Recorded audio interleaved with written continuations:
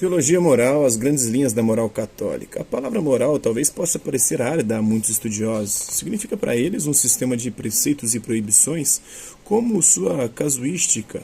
Tal sistema ensinaria o cristão a tranquilizar a consciência cumprindo seus deveres com o mínimo de incômodos. Seria até onde estimulam a generosidade e a magnanimidade. Ora, tal não é o autêntico conteúdo da moral católica. Esta tende a levar todos os homens à realização da sua vocação suprema, que é a vocação à perfeição ou à santidade. Nenhuma criatura é chamada à mediocridade ou ao meio termo espiritual. Vejamos então quais são os seus traços característicos. Seguir o Cristo, ser cristão não é somente professar a doutrina cristã, mas vem a ser, antes do mais, estar inserido em Cristo. Ser cristão é, antes do mais, aderir à pessoa do Cristo e, consequentemente, à doutrina de Jesus. Pelo batismo, o indivíduo renasce não apenas nominalmente, mas realmente, recebendo um princípio de vida novo, a filiação divina, conforme o Evangelho de João, capítulo 3, versículo 5 e seguintes, e a primeira carta de João, capítulo 3, versículo 1 e capítulo 5, versículo 1. Esta visão nova é dinâmica como uma semente de vida eterna e tende a desabrochar-se dentro do cristão, levando-o a um comportamento cada vez mais pautado pela dignidade de filho de Deus. É de dentro do coração do cristão que devem proceder os ditames da sua vida moral. O Senhor predizia ao anunciar, mediante os profetas, a nova e definitiva aliança. Eu porei minha lei no seu seio e a escreverei em seu coração. Então serei seu Deus e eles serão meu povo. Não terão mais que instruir seu próximo o sermão, dizendo: conhecei o Senhor, porque todos me conhecerão, dos menores aos maiores. Porque vou perdoar sua culpa e já não me lembrarei do seu pecado, segundo o livro do profeta Jeremias, capítulo 31, versículos 33 e seguintes.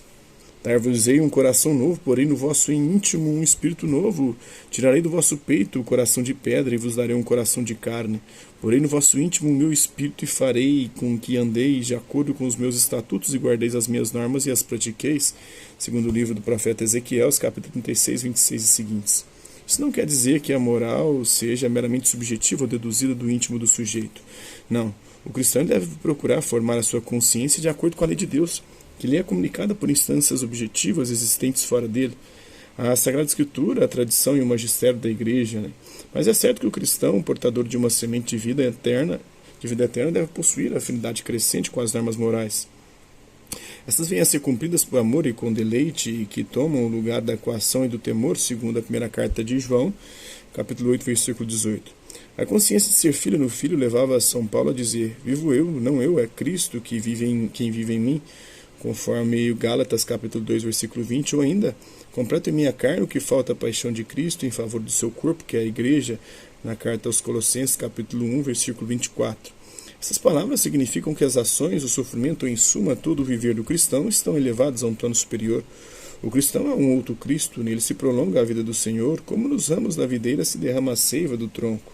É o tronco que dá frutos através dos ramos, segundo o Evangelho de João, capítulo 15, versículos 1 ao 8. Viver em amor, as noções básicas aí da moral católica, da teologia moral católica. A grande novidade do cristianismo consiste em dizer-nos que Deus é amor, segundo a primeira carta de João, capítulo 4, versículo 16, e o amor que nos amou primeiro, segundo a primeira carta de João, capítulo 4, versículo 19. Nisso consiste o amor. Não fomos nós que amamos a Deus, mas foi Ele quem nos amou e nos enviou o seu Filho como vítima de expiação pelos nossos pecados, na primeira carta de João, capítulo 4, versículo 10, e na carta aos Romanos, de São Paulo aos Romanos, capítulo 5, versículo 6 ao 8. Sendo assim, o comportamento moral do cristão não é mais do que a resposta a esse amor primeiro. O amor de Cristo nos compele, de São Paulo, na segunda carta aos Coríntios, capítulo 5, versículo 14. Por isso também a lei do Novo Testamento se resume em dois preceitos, o do amor a Deus e o do amor ao próximo, conforme o Evangelho de Mateus, capítulo 22, versículos 37 a 40, o Evangelho de Marcos, capítulo 12, versículos 28 a 31, e o Evangelho de Lucas, capítulo 10, versículos 25 ao 28. Esse amor ao próximo não é inspirado por critérios de simpatia ou afinidade, mas pelo exemplo do próprio Cristo, que nos amou quando ainda éramos pecadores. Eu vos dou um mandamento novo: amai-vos uns aos outros como eu vos amei. Amai-vos também uns aos outros, no Evangelho de João, capítulo 13, versículo 34, e no capítulo 15, versículo 12 seguintes. O amor cristão não será um amor sentimental, bonachão ou cego. Será, antes do mais, o amor à verdade. São Paulo diz: praticai a verdade em amor, conforme está na carta aos Efésios, capítulo 4, versículo 15. Isso significa que saberá distinguir a verdade e a mentira, o certo e o errado, odiando sempre o erro e o pecado, mas amando a pessoa que erra ou peca. Menosprezar a verdade ou equipará-la ao erro é um desserviço do cristão a si mesmo e ao próximo. Participar da Páscoa de Cristo, o cristão é inserido em Cristo pelo batismo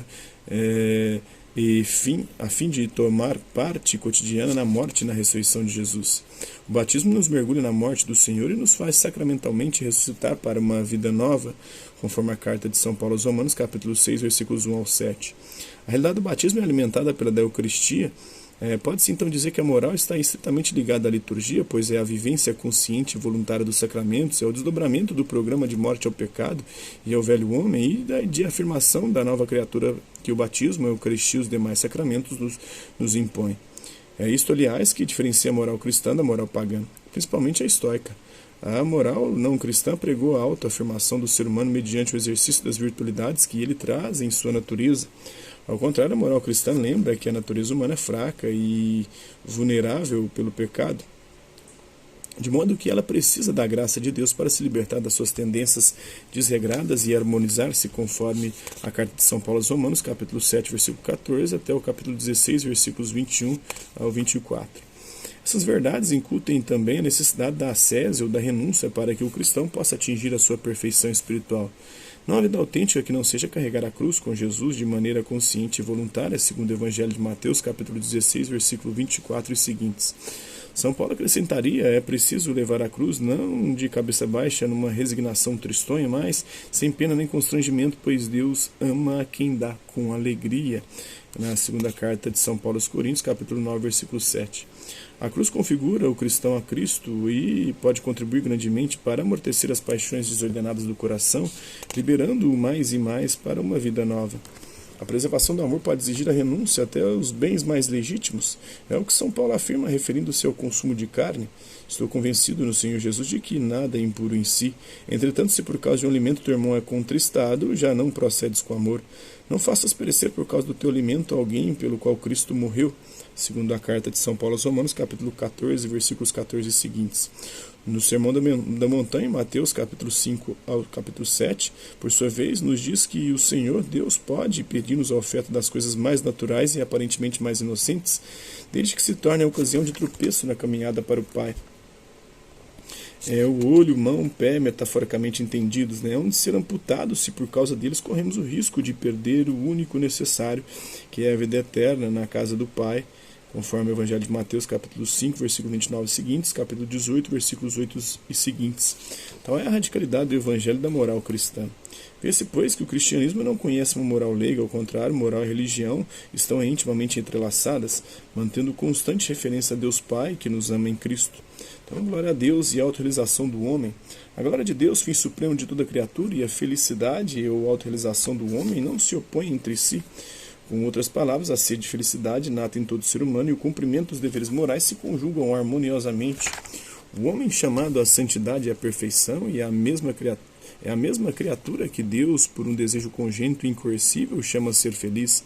Aliás, a procura da felicidade é não raro ponto de partida de uma conversão para Deus e pode ser o estímulo que sustenta a caminhada. A Igreja condenou a doutrina do quietismo do século XVII. Este pregava um amor a Deus tão puro que se desinteressaria da salvação do próprio sujeito e do progresso da perfeição espiritual.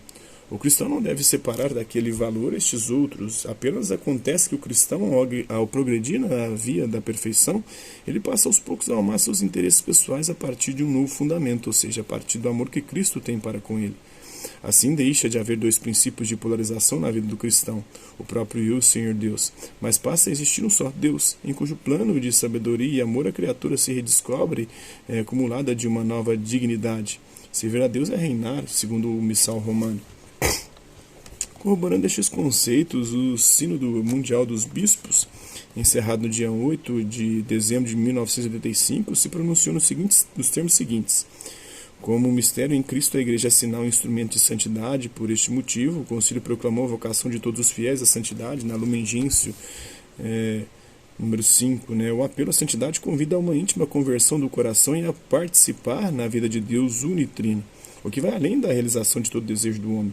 Principalmente em nossa época, em que tantas pessoas sentem em si um vazio interior e atravessam uma crise espiritual, a igreja deve conservar e promover energicamente o sentido da penitência, da adoração, do sacrifício, do dom de si, da caridade, da justiça. Através de toda a história da igreja, os santos e as santas sempre foram fonte e origem de renovação das circunstâncias mais difíceis. Hoje temos grande necessidade de santos e, sem cessar, devemos pedi-los a Deus. A bem-aventurada Virgem Maria, nossa mãe no plano da graça, segundo a Lumen Gentium 61, é nosso exemplo de santidade e de respostas total ao apelo que Deus dirige a todos os cristãos, segundo a Lumen Gentium 8, no relatório final, parte A, número 5. Bibliografia Moral Fundamental do Franz Bockler, curso de Teologia Moral do Ricardo e Monroy Afonso Sada, Moral e Atitudes, volume 1 da Moral Fundamental de Marciano Vidal e a Constituição Lumen Gentium do Concílio Vaticano II. Então, por hoje é só, galera. Espero que vocês tenham gostado do vídeo, tenham compreendido o conteúdo que possa ter ajudado. Hasta la vista, babies. Até a próxima.